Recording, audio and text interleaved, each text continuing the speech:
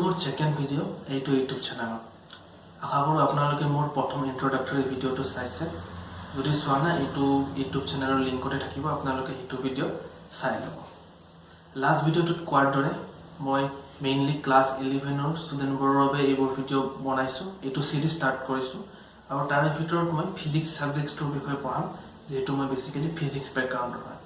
আজিৰ এইটো ভিডিওটো মই ক্লাছ 11ৰ হোল সিলেবাসখনৰ বিষয়ে থুলমূলভাৱে ডিসকাশন কৰিম আৰু ইয়াৰ শেষত ডিসকাশনৰ শেষত পাৰ্টিকুলাৰ টপিক এটা লৈ আপোনাৰ ষ্টুডেণ্টবোৰক পঢ়াম সো ডিসকাশন আৰম্ভ কৰাৰ আগতে মই ষ্টুডেণ্টবোৰক দুটা খুব ইম্পৰ্টেন্ট কথা জনাব বিচাৰিছো তাৰে প্ৰথম ইম্পৰ্টেন্ট কথা হ'ল বুকছৰ বিষয়ে সো ষ্টুডেণ্টবোৰে কি বুকছ কিনিব ফিজিক্সৰ বাবে সো প্ৰথমতে ইহঁতে জনাটো দৰকাৰ যে ক্লাছ 11ৰ আমাৰ আছাম হাই সেকেন্ডাৰী কাউন্সিলে NCERT গাইডলাইন্স ফলো কৰে বা NCERT সিলেবাস ফলো কৰে এই সেম সিলেবাস CBSE বোৰ্ডবোৰেও ফলো কৰে সো NCERT যিখন স্ট্যান্ডাৰ্ড টেক্সট বুক হয় সেইখন টেক্সট বুক ষ্টুডেণ্টবোৰে বজাৰৰ পৰা লৈ ল'ব ইয়াৰ লগতে আৰু এখন খুবেই দৰকাৰী কিতাপ এইখন কিতাপক কোৱা হয় দ্য বাইবেল অফ ফিজিক্স আমাৰ সময়তো মই যেতিয়া ক্লাছ 11ৰ ক্লাছ 12ত আছিল তেতিয়াও এইখন বুক ফলো কৰিছিলোঁ এইখন বুক হ'ল concepts of physics by H.C. Verma এইখন কিতাপ পাৰিলে ষ্টুডেণ্টবোৰে বজাৰৰ পৰা কিনি লৈ ল'ব খুবেই ইম্পৰ্টেন্ট কিতাপ এইখন কিতাপ মই ফলো কৰিবলৈ ষ্টুডেণ্টক আগৰ ভিডিওটো কৈছিলোঁ আৰু এইটো ভিডিওটো কম The next important point to numerical problem solve কৰা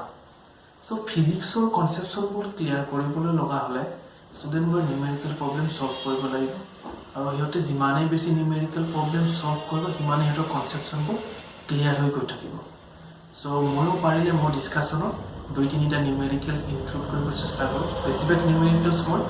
H.C. Verma কিতাপখনৰ পৰা দিম নাইবা যিবোৰ এন্ট্ৰেন্স এক্সামৰ বাবে এন্ট্ৰেন্স এক্সাম ৰিলেটেড এটা ভিডিও মই সেপাৰেটলি বনাম বুলি ভাবি থৈ দিছো সো তাৰ পৰা মই দিম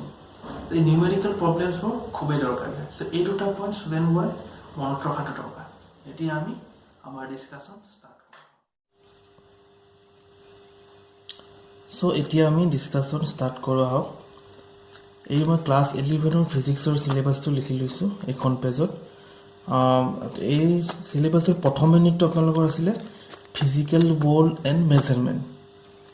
এইটো ইউনিটত units of measurement errors in measurement and dimension analysis এই তিনিটা ইম্পৰ্টেন্ট টপিকস কেইটা মই এটা সাব ক্যাটাগৰীত লিখি থৈ দিছো ঠিক আছে নেক্সট ইউনিটটো হ'ল কাইনেমেটিক্সত আছে scalar and factor different properties of factors and projectile motion and motion in a straight line motion in a plane এটা খুবই ইম্পৰ্টেন্ট চেপ্টাৰ হয় কাইনেমেটিক্স এটা আপোনাৰ সব পিৰিয়ডছ 30 লিখা আছে ইয়াৰ পৰা ম্যাক্সিমাম কোশ্চেন বোর্ড এক্সামত আহি থাকে the third unit to hold laws of motion এইটো ইউনিটত আছে the forces Newton's laws of motion friction and circular motion Newton's laws of motion or because student boys class 9 10 ত পাইছে ইয়াতে আকৌ অলপ বেছিকে পাব বেছি ডিটেইলছত পাব so unit 4 to আছিল work energy and power ঠিক আছে unit 5 to আছিল motion of system of particles and rigid body এইটো ইউনিটৰ সাব ক্যাটাগৰী কেইটা হ'ল center of mass linear momentum collision and rotational mechanics important topics হয় এক্সামত খুবেই প্ৰশ্ন আহি থাকে এইটো ইউনিটৰ পৰা আৰু 6 নম্বৰ ইউনিট হ'ল গ্ৰেভিটেশন খুবেই ইন্টাৰেষ্টিং টপিক হয় যোনবোৰে এষ্ট্ৰোফিজিক্স বা astronomy related topics হয় যেটো গ্ৰেভিটেশন এটা ইউনিভাৰ্সাল ফেনোমেনন হয় এটো ইম্পৰ্টেন্ট টপিকস হয় ফাৰ্স্ট ইয়াৰৰ সিলেবাসত ইনক্লুড কৰা হৈছে 7 নম্বৰ ইউনিট হ'ল প্ৰপাৰ্টিজ অফ বাল্ক মেটাৰ ইয়াতে আছে আপোনাৰ fluid mechanics and mechanical properties of matter 8 number unit হ'ল থাৰ্মোডাইনামিক্স সাধাৰণতে আপোনাৰ গেছিয়াছ পাৰ্টিকলছ বিলাকৰ টেম্পাৰেচাৰ প্ৰেসাৰ তাৰপিছত বয়লিং পইণ্ট melting point এইবিলাকৰ ওপৰত ডিসকাশন কৰা হয় so unit 9 to হ'ল behavior of perfect gas and kinetic theory বা kinetic theory of gas বুলিও কোৱা হয় এটো হ'ল আপোনাৰ unit 9 আৰু লাষ্ট ইউনিট টো হ'ল আপোনাৰ last but not least oscillations and waves এটো ইউনিট হ'ল আপোনাৰ ইম্পৰ্টেন্ট টপিক হ'ল simple harmonic motion so student বোৰে চালে ইয়াতে ইউনিট 1 পৰা ইউনিট 10 লৈকে টোটাল 10টা ইউনিট আছে যদিও প্ৰত্যেকটো ইউনিটৰ ভিতৰত সাব ক্যাটাগৰী কিছুমান আছে সো সিলেবাসটো মই কৈ দিলো ইউনিট 1 টু ইউনিট 10 সো ইয়াৰে ইউনিট 1 পৰা ইউনিট 7 লৈকে আৰু ইনক্লুডিং সিম্পল হাৰমনিক মোশন এখিনি কয় মেকানিক্স সো মেকানিক্স বুলিলে কি আছিল unit 1 to unit 7 plus simple harmonic motion তো সব আপোনালোকে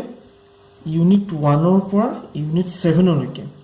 কি এক্সক্লুড কৰা হৈছে thermodynamics and kinetic behaviour of perfect gas and kinetic theory এই দুটা ইউনিট এক্সক্লুড কৰা হৈছে ইনক্লুডিং অসিলেশনস অফ ওয়েভস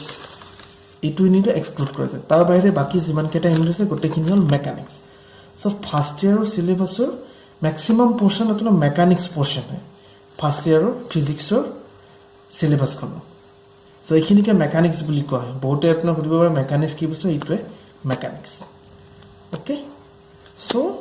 मैं ये टपिक्सर भर मैं आज आरम्भ कर विचार अपना यूनिट 2 जी नाम हल काइनामेटिक्स यूनिट 2 इते अपना स्केलार एंड फैक्टर আছে আর কি আছে এবাৰ চাই লও প্ৰথমে scalar and factor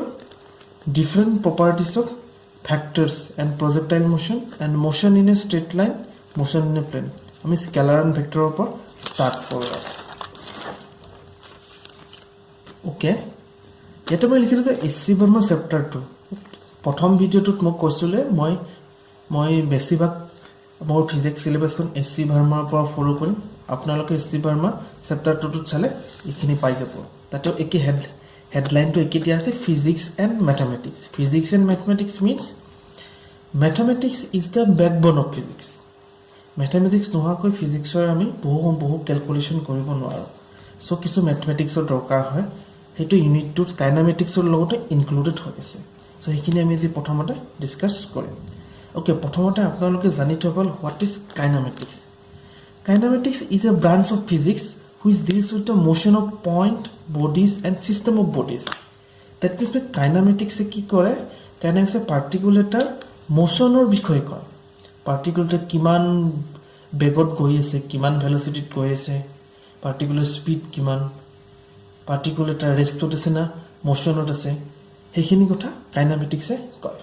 aru eto kinematics er description aru kinematics hole ami Kinematics বুলি কোনোবা কইলে আপোনালোকে হদাই কব kinematics is a branch of physics that deals with the motion of particles, motion of point, motion of bodies that related to motion. Okay, so physics and mathematics আমাৰ headline এৰ মই কৈছো আমাৰ প্ৰথমটো মানে factors and scalars. So আমি প্ৰথমতে আজি আৰম্ভ কৰো factors and scalars ওপৰত So, প্রথমতে জানতে what is scalars? Physical quantities which can be described by a numerical value only called scalars. মানে হেইবোৰ physical quantity যিবোৰক আমি অকল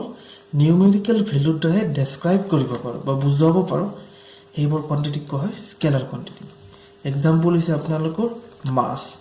যেনে ক'ব পাৰো বজাৰৰ পৰা 5 কেজি চাউল কিনি আনিলো 5 কেজি সাপোজ হলে আপোনালোকে 5 কেজি ডালি কিনি নিলে এই যে 5 কেজি বুলি কলো যে 5 কেজি এটো এটা নিউমেৰিকেল ভ্যালু হয় আৰু ইয়াত কোনো আপোনালোকৰ অনলি জাস্ট এটা ডেসক্ৰাইব কৰিছে only numerical value only describe by a numerical value only so mass এটা হল তোমাৰ স্কেলাৰ কোয়ান্টিটিজ ঠিক তেনেদৰে স্পিড কাৰেন্ট এটাও স্কেলাৰ কোয়ান্টিটি কাৰেন্ট কি দৰে স্কেলাৰ কোয়ান্টিটি হেতু মই অলপ পিছত ডিসকাশন কৰি আছো আপোনালোকক So it will scalar quantity. The quantities which can be described by a numerical value only by numerical value that are scalars. Types of next আমি যাও what is factor quantities? So physical quantities which have magnitude as well as direction. Magnitude মানে আপোনালোকৰ numerical value বুলি হবে তো magnitude বুলি কোৱাৰ কাৰণে কনফিউজ নহব magnitude means numerical value which have magnitude as well as direction. So, heibor physical quantity zibor মেগনিটিউডো আছে লগতে ডিৰেকশ্যনো আছে সেইবোৰক ফেক্টৰছ বুলি কয় আগৰ স্কেলাৰ কোৱান্টিটি আমি পাইছিলোঁ অনলি জাষ্ট তাতে মেগনিটিউড আছে বা নিউমেৰিকেল ভেলু আছে বাট ফেক্টৰছত এতে মেগনিটিউডো আছে লগতে আপোনালোকৰ ডিৰেকশ্যনো আছে যেনে এক্সাম্পল দিয়ে যে velocity force linear momentum velocity বুলি ক'লে আপোনাৰ কোৱা মানুহজনে আপোনালোকৰ গাড়ীখনে 50 কিলোমিটাৰ পাৰ আৱাৰ 50 কিলোমিটাৰ প্ৰতি ঘণ্টা স্পীডত গৈ আছে আমি এতিয়া 50 কিলোমিটাৰ প্ৰতি ঘণ্টাৰ স্পীড বুলি ক'লে সেইটো আপোনালোকৰ মেগনিটিউড বুলি হ'ব গৈ আছে বুলি ক'লে কি ক'ব গাড়ীখনে আপোনাৰ সাপোজ বৰপেটাৰ পৰা গুৱাহাটীলৈ গৈ আছে সো সেইটো আমি ডিৰেকশ্যন বুজাই দিলো সো তেনেকৈ ভেলোচিটি কি কয় মেগনিটিউডো বুজায় লগতে ডিৰেকশ্যনো বুজায় সো ভেলোচিটি এটা কি হয় ফেক্টৰ কোৱান্টিটি তেতিয়া ফ'ৰ্চ লিনিয়াৰ এইবোৰ মেগনিটিউড আৰু ডিৰেকশ্যন দুটাই একেলগে বুজায় সো এইবোৰ হ'ল ফেক্টৰ কোৱান্টিটিজ ওকে তো ফেক্টৰ কোৱান্টিটিজৰ কিছু ডিনোটেশন বা কেনেকৈ আমি লিখিব যেনে we denoted vectors by putting arrow over the symbols তো চাব আমি ফেক্টৰছ এটা সিগনিফাই কৰিছোঁ suppose A B is a vector দিয়াৰ লগে লগে আমি কি কৰিছোঁ ওপৰত হেডিঙত ফেক্টৰৰ এৰো মাৰ্ক এটা দিছোঁ সো এভৰি ফেক্টৰ কোৱান্টিটিজ এইটো এৰো মাৰ্ক থাকিব বা আপোনালোকে কোনোবা কোৱান্টিটিজ বা কোনোবা ফিজিক্যাল কোৱান্টিটিজ এৰো মাৰ্ক থাকে আমি ক'ব পাৰিব যে এইটো এটা ফেক্টৰ কোৱান্টিটিজ ঠিক আছে তাৰপিছত মই অলপ আগতে আপোনাক কৈছিলোঁ কাৰেণ্টটো কিদৰে স্কেলাৰ কোৱান্টিটি চাওক current has magnitude as well as directions but it doesn't follow the vector addition law so current is a scalar quantity কাৰেণ্টটো কি হয় কাৰেণ্টৰ আপোনাৰ মেগনিটিউডো আছে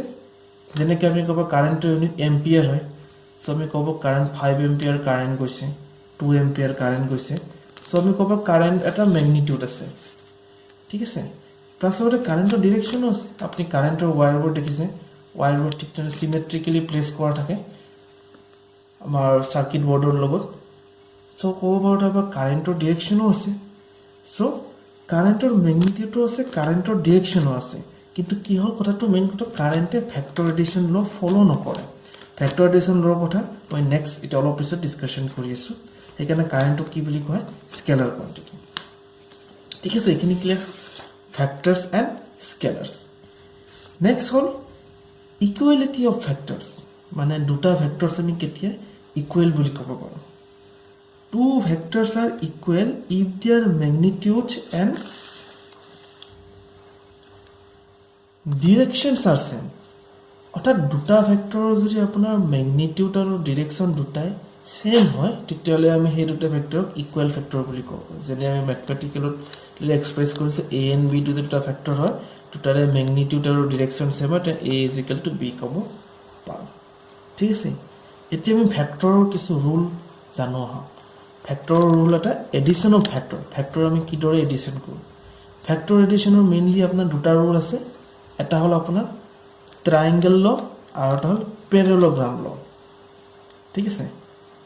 এটা হ'ল ট্ৰাইংগল ল এটা হ'ল পেৰেলগ্ৰাম ল ওকে আচ্ছা প্ৰথমতে এইখিনি জনাৰ আগতে দুই এটা ইম্পৰ্টেণ্ট কথা জানি থোৱা ভাল ফেক্টৰছ এটা আমি এইদৰে ছিগনিফাই কৰিছোঁ এ এটা ফেক্টৰ চ' এইটো এণ্ডক কোৱা হয় টেইল আৰু এইটো এণ্ডক কোৱা হয় হেড মানে যিটো এণ্ডত আপোনাৰ এৰ' মাৰ্কটো থাকিব সেইটো এণ্ডক কয় হেড আৰু এইটো এণ্ডক কয় টেইল আৰু পেৰেলগ্ৰাম মানে কি আপোনালোকেতো পাইছে এটা যদি আপোনাৰ চতুৰ্ভুজৰ বিপৰীত বাহুবোৰ সমান হয় if a rectangle in a rectangle if the opposite sides R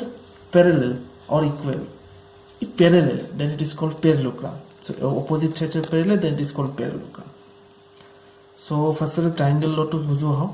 triangle law to ki kore ete sab if a and b are the two factors to be added